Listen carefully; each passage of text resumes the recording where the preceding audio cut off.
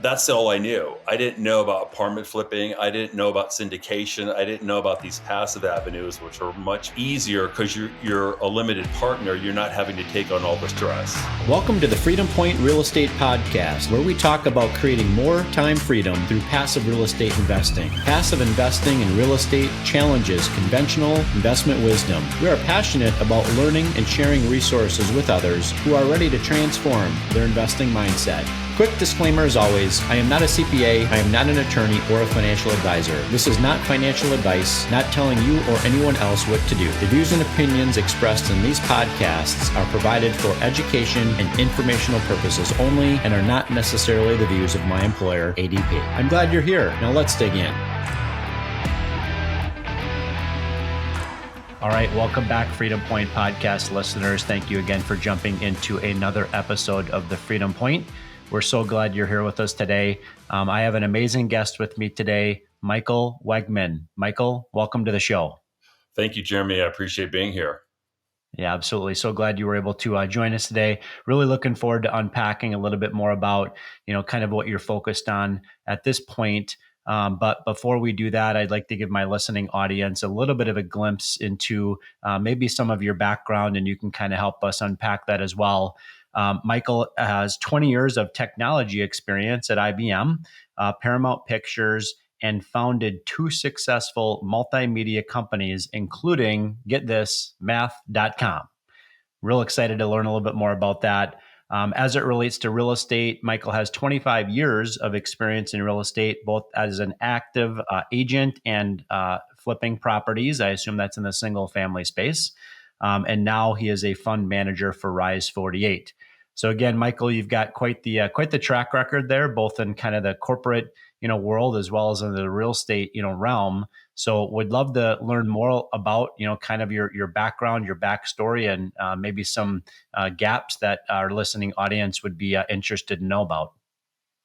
Thank you, Jeremy. I appreciate that. So yeah, you've kind of nailed a lot of it on the head, what I've kind of been through or done in the past. I got into technology early on. I worked for NEC Computers, IBM, as you said, and then started a multimedia software publishing company on CD-ROM using both educational published products and also entertainment products.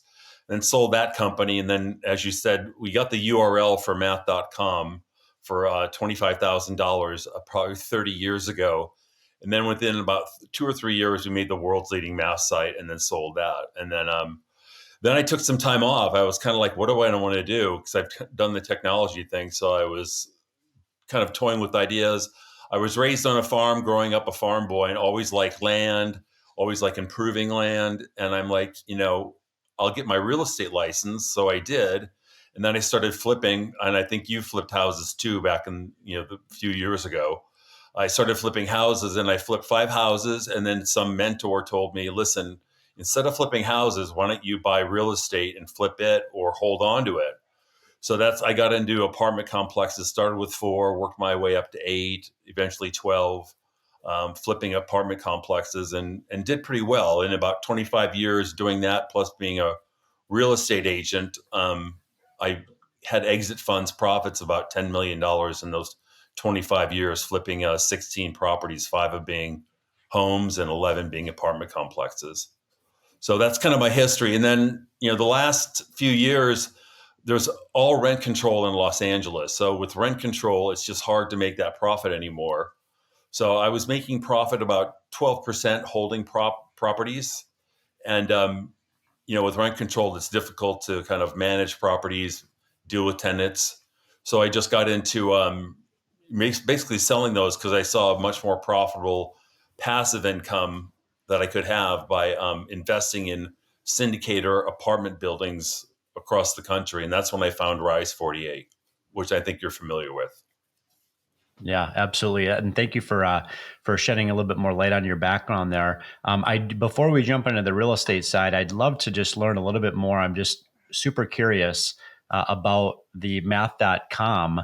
And you were really the founder of that company, right? So what was kind of that inspiration? Yep. What was that inspiration behind you starting math.com? I assume you felt as though there was some kind of a need in the marketplace and there was a consumer base out there that you were able to kind of fulfill a need in the marketplace. So talk to us a little bit more about that journey and maybe what got you to the point where you decided to exit. Yeah, that's a great question. In the multimedia publishing company we had prior, we had educational products, one of them being Math Advantage, which is the math product on CD-ROM. And then we did Middle School Advantage, which had math in it, and All High School Advantage also that had math in it. So we were already kind of in our toe in the multimedia publishing on CD-ROM, but then we really wanted math.com. So we got that URL and we had the technology for CD-ROM, and we simply just converted that online. So we took CD-ROM technology and put that into online, math problems, statistics, all the way through, middle school to high school, and it was a conversion process. So I'd like to think it was really difficult, but we basically did a conversion property product from our publishers that were technology, wizards. So, and then having the URL being so compelling, we did Google searches, paid Google searches, and just started building this, world's most popular math site. So it was fun. Looking back, it was a great experience. It probably wasn't as hard as we thought it was, but it was fun to do. So now, while you were building out this multimedia company, were you at the same time investing in single family fix and flips, or did that start occurring after you had exited Math.com? That's a great question. I owned a house, and that's the extent of real estate I really owned. My focus at that time was really all the technology, and it was running a full time company. It was the Encore Software, which was the first publishing company. We had revenues of 50 million a year, so we had a staff of about 25, 30 people. So that took my full attention, and I wasn't even looking at real estate. When I bought my house, though, a financial advisor said, "Buy as much as you can, and you can afford." So that kind of stuck in my head as, it's good to buy real estate. That was my first taste of it. Sure. I assume that there was some interest level in real estate. You just maybe at the time didn't know how to quite get started. So when you got into real estate, I assume you were surrounded with some people that have kind of been there, done that before, maybe some mentors, or did you just kind of use the shotgun approach and hold your breath, plug your nose, and buy that dilapidated house on the corner street? Yeah, I think it was the latter. I just kind of got into it. It's kind of my personality. I just went full into it. Bought a property. It was kind of it was the worst property on the street, and I worked with an architect. I just worked with contractors. I GC'd it myself and just kind of went fully into it, and it worked out. I mean, I was turning good profit, right? I was making probably 40% of my money, but it was stressful, right? As you know, I think you've done it also with the property flips of single family homes, that you've got, the market can turn on you. Contractors can abandon you for some time. City permits can take a while and delay you and leave you hanging. So, but that's all I knew. I didn't know about apartment flipping. I didn't know about syndication. I didn't know about these passive avenues, which are much more, I would say, easier because you're a limited partner. You're not having to take on all the stress, and Yeah. the return's better, frankly. Right. So let's talk a little bit more about that transition that you made from single family into apartment fix and flips.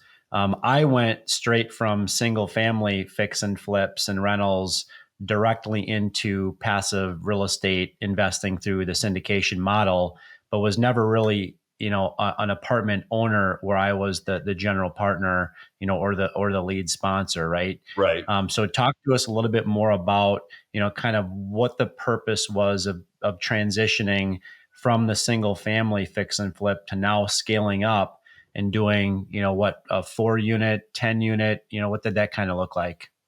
Well, I quickly realized that the larger the occupancy, the greater the profit. So single family, you're making a nugget, but if you're flipping a 4 unit, you're making more profit because it's based on income. The profit of the property is based on not necessarily a comp like a single family home. It's based on the rents, the net income, keeping expenses down, getting good tenants in there, fixing up the properties, adding amenities, and frankly, it's less work than having to do a single family home because there's repetition there that you can kind of map out. It's the same kitchens, it's the same bathrooms and same tile. So the other difference that I think I want to contribute here is that you're managing the property, right? You've got to know how to do a lease for tenants. You've got to know how to get the loan and lender because you've got to have the assets to prove that you can take on this property. But I quickly learned that doing more was more profitable. So that's why I kind of rolled from 4 into 6 into 8 into 12. So these are small multifamily apartments. Were these apartments that you were owning, outright? Were you joint venturing them with another business partner? Were you syndicating them? What did that look like? That's a great question. I did it the hard way. I did it all myself. And looking back, I don't know how I did it. Like I was just like divide and conquer, and I would take on these properties and kind of just roll it. And for good or for bad, I did it, blood, sweat, and tears, and just kind of made the numbers work. Negotiated with tenants to get them out in order to rehab the unit. Um, and that's kind of it, right? It was just blood, sweat, and tears. And looking back, I wish I would have had a mentor that said, listen, you can actually do passive investors. I did do my last two deals, I did with passive investors. I did a syndication, and that went pretty well. But again, in being in California, it's not landlord friendly and it's rent controlled. So even having passive investors, it's hard to turn a profit as high as what you can do with the company you and I know as Rise 48. They're probably one of the best in the nation, and if I can make 20% or up to 50% a year on something that where I'm passive, why do the hard work myself? Yeah, that makes sense. So you've got this journey, which is very interesting because it's really a journey that a lot of passive investors have a desire to make, and that journey is transitioning from corporate life where they're crushing their day jobs, they're maxing out their W-2s, right, to then getting into investing in something that produces consistent cash flow. The challenge is most people don't have an extra 20 hours a week to actively manage real estate while they're working a job that they're spending 40 to 60 hours at a week. And they've got a couple of kids that they're spending time at the local, soccer field, right? Right, right, So all of those things make it very difficult, I would say, for most individuals to get into active real estate, ownership to a point in which it scales, where it actually makes enough money to really truly replace the dependence, on the W-2. You've obviously done that. But at the yeah, same token, you also got to a point in your investor journey where you said, I'm done dealing with tenants, trash, toilets, termites. I'm done swinging hammers on weekends, right, and you got then into passive real estate investing. I assume you started as a limited partner investor where you allocated your own personal funds, towards some investment properties where you knew, like, and trusted the sponsor. But right. now you've transitioned into a point where you're wanting to tell others about it. Am I correct? Yes, I am. With my journey, I've kind of, you know, got the blood, sweat, and tears and the, blood on my nose for doing things the hard way. And I've kind of gotten this knowledge where instead of investing, a lot of my friends want to invest in a single family home and it's just a lot of work, right? You've got one tenant, you've got to manage them. You have to, like you said, the termites and the problems, like why take that on if the return isn't there? So given my history, I can, show them that I've done really well, even doing it myself. But now I think the real advantage is going large scale. I went from single family to 4 units, 5 units, 12 units. The returns are much higher when you go to 100 units or more because there's less competition. There's more things you can add: a dog park, a gym, a new leasing office, and you're not as susceptible to a downside, because if you've got 100 or more tenants and you're rolling remodels on 1 to 5 units, you've still got income coming in. When you're remodeling a house or a duplex, all or half of your income is gone. So there's a big risk there. And if interest rates go up or down, you're really susceptible to a high risk. And also, depending on, like I said, a city giving you a permit, and who wants to be swinging hammers on a weekend when you've got a you know, two job that's going on. So yeah, yeah. So I try to give that knowledge to friends, families, and colleagues, and I'm really excited about it because there's really good returns there. They can invest passively. Yeah, absolutely. Well, I appreciate you sharing that. So, at some point you must have decided, you know what, I'm doing this myself. I'm investing. I see the benefits and the cash flow, the tax depreciation benefits, the equity upside that I get at the end. You Right. like the diversification, outside of Wall Street and into Main Street. So at one point you must have gotten to the point where you said, all right, now it's time for me to start sharing this investment strategy with others. So talk to me a little bit more about your business that you formed to start sharing um, different real estate investment opportunities that are available through Wegmann Investments. That's a great question. Thank you. So, I was part of the Brad Sumrock group, which is it's a group of syndicators that they're nationally, represented from syndicators all throughout the U.S. I vetted probably 12 to 15 different syndicators, and I, came to realize quickly that Rise 48 was probably the best one out there. They're vertically integrated. They have their own property management. They have their own construction, and they buy their materials directly from the source, whether it be China or somewhere in the U.S.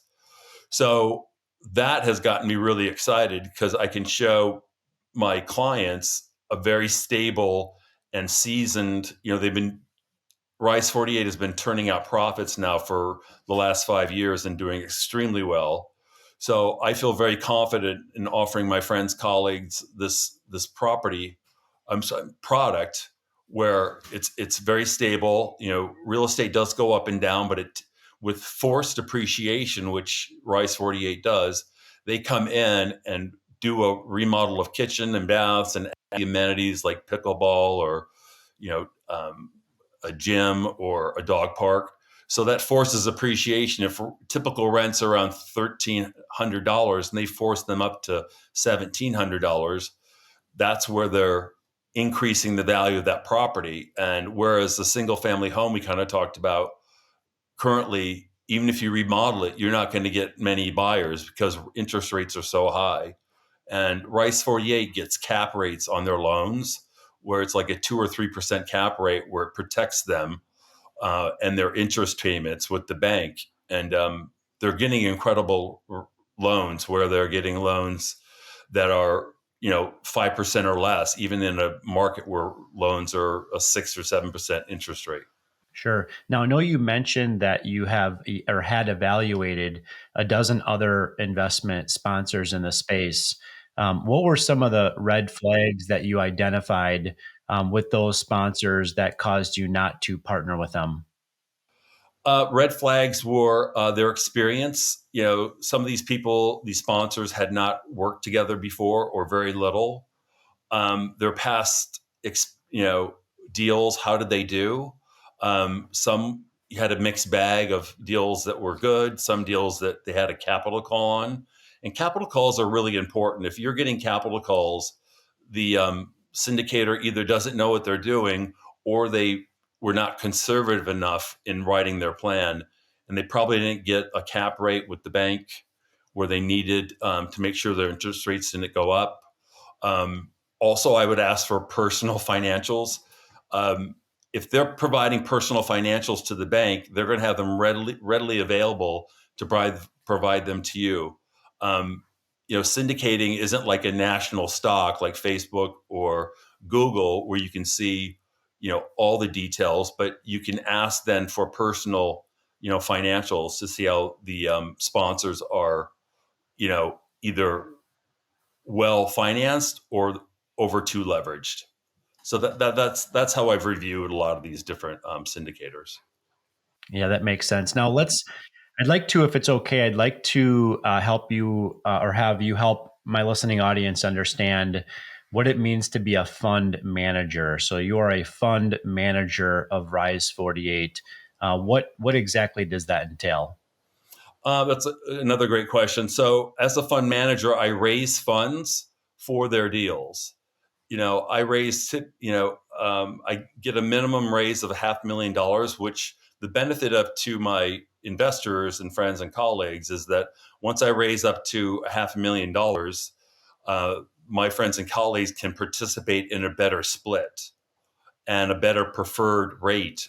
And we can talk about those in details if someone wants to call me, but it just allows them to participate in a better class of stock than they would if they went direct.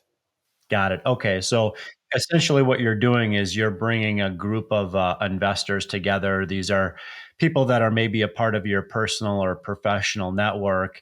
And collectively, your group of funds coming into the investment together offer a better return profile with everyone that's coming in through you because your fund, so to speak, is receiving a better split from the investment sponsor than a retail direct investor would receive if they went directly into the deal. Am I saying that correctly? Yeah, you're saying it perfectly, very detailed. It's a preferred return from pooled investors that aggregate and reach a fund level that is higher than they would normally be able to do going direct with a retail product. Sure. Is there a particular maybe book or podcast recommendation that you like to give your prospective investors if they want to learn more about passive investing in real estate? Yeah, there's one I have here. It's called Apartment Syndication.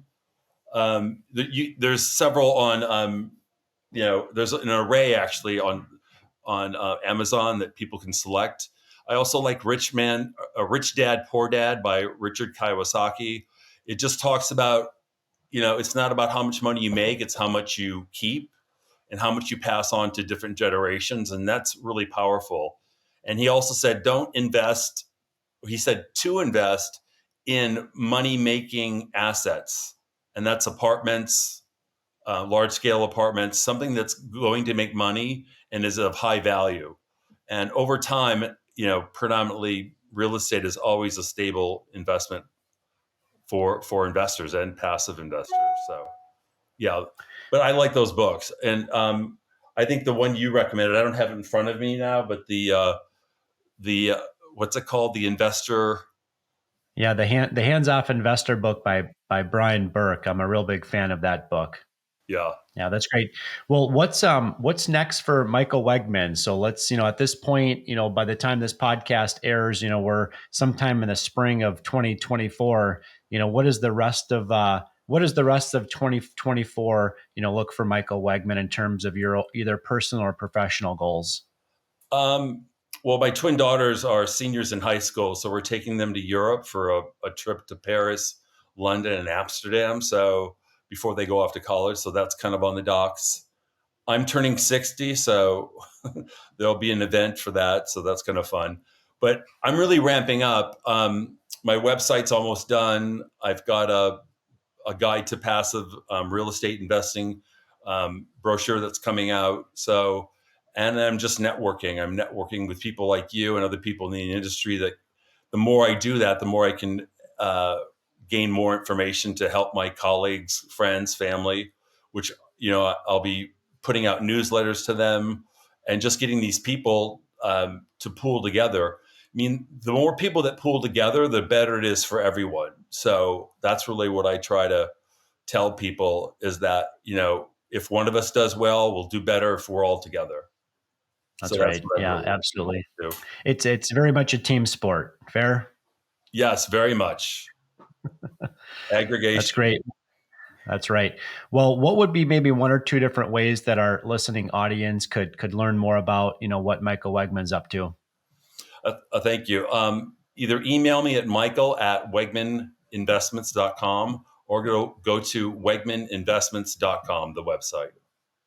That's great. Well, we'll put those links in the show notes. Michael, I've really appreciated you joining us today. Thank you, Jeremy. I appreciate the time and your podcast. Absolutely. And listening audience, thank you again for joining another episode of The Freedom Point. We're so glad you joined us today. Look forward to having you join us on the next episode. Thank you for hanging out with us today and for listening to the Freedom Point podcast, powered by Starting Point Capital. This show is for entertainment purposes only. Nothing said on this show should be considered financial advice. Before making any financial decision, please consult with a professional. This show is copyrighted by the Freedom Point podcast. Written permissions must be granted before syndication or rebroadcasting. If you're interested in connecting, you can find contact information at startingpointcapital.com.